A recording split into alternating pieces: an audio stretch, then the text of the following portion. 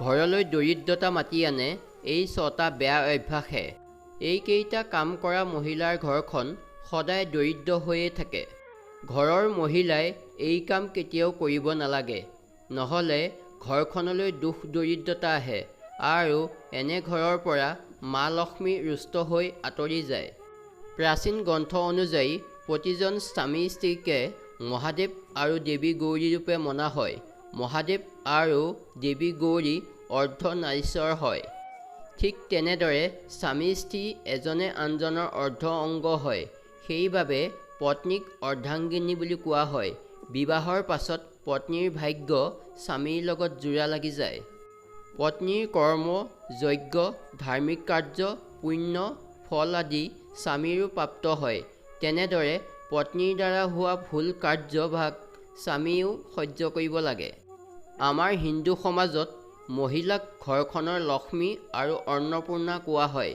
কিন্তু কিছু মহিলাৰ ভুল ব্যৱহাৰৰ দ্বাৰা মা লক্ষ্মী ৰুষ্ট হৈ যায় আৰু ঘৰৰ পৰা আঁতৰি যায়। আৰু তেতিয়া এনে ঘৰত মা লক্ষ্মীৰ ডাঙৰ ভগ্নী অলক্ষ্মীয়ে নিৰ্বাস কৰিবলৈ লয়। যদি আপুনিও আপোনাৰ ঘৰত এনে কিছু প্ৰভাৱ পায়, তেতিয়া তৎক্ষণাত সেয়া শুধৰাই ল'ব, নহ'লে আপুনি ইয়াৰ বেয়া পৰিণাম সহিবলগীয়া হ'ব পাৰে। কাৰণ ঘৰলৈ অলক্ষ্মী আহিলে ঘৰখনত ৰোগ কাজিয়া বাঢ়িবলৈ ধৰে। সেইবাবে কিছুমান কাম ঘৰৰ মহিলাই কেতিয়াও কৰিব নালাগে আৰু সেই নকৰিবলগীয়া কামসমূহ তলত উল্লেখ কৰা হ'ল। 1 নম্বৰতে, ঘৰৰ মহিলাই সন্ধিয়া সময়ত চুলি মেলি ঘৰত ঘূৰি ফুৰিব নালাগে। বহু ঘৰৰ মহিলাৰ অভ্যাস থাকে সন্ধিয়া সময়ত নিজৰ চুলি ফণিওৱাটো আৰু ঘৰৰ এটা স্থানৰ পৰা আন এটা স্থানলৈ চুলি মেলি ঘূৰি ফুৰে। কিন্তু এনে কৰাটো শাস্ত্ৰ অনুসাৰে একেবাৰে সঠিক নহয়। সন্ধিয়া সময়ত চুলি মেলি ফণিয়ালে ঘৰলৈ বেয়া শক্তি আহে আৰু মা লক্ষ্মীয়ে এনে ঘৰত কেতিয়াও বাস নকৰে। 2 নম্বৰতে, বহু মহিলাই ঘৰৰ মুখ্য দুৱাৰত বহি কথা পাতে আৰু লগতে ভোজন কৰাও দেখা যায়। কিন্তু ঘৰখনৰ লক্ষ্মী মুখ্য দুৱাৰত বহা একেবাৰে শুভ মনা নহয়।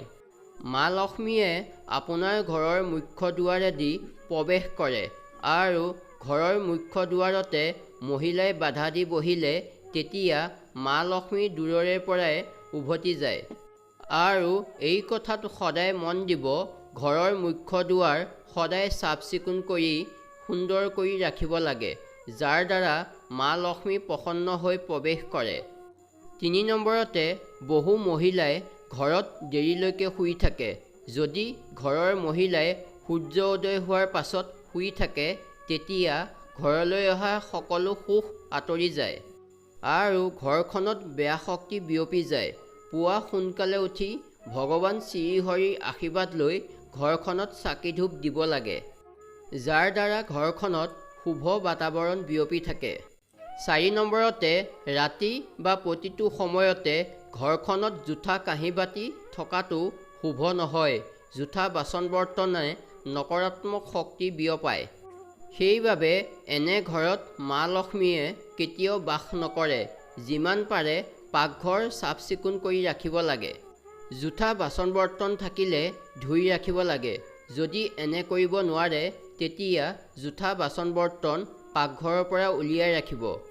ইয়াৰ লগতে এয়াও মনত ৰাখিব, ঘৰৰ মহিলাই জোঠা বাচনত নাখাব আৰু আনকো নিদিব। 5 নম্বৰতে, পত্নীক প্ৰেম, সহনশীলতা, মমতা আৰু ত্যাগৰ মূৰ্তি বুলি কোৱা হয়। কিন্তু কিছু মহিলাৰ বাণী অত্যন্ত কঠোৰ আৰু কাজিয়াৰ সৃষ্টিৰ দৰে হয়।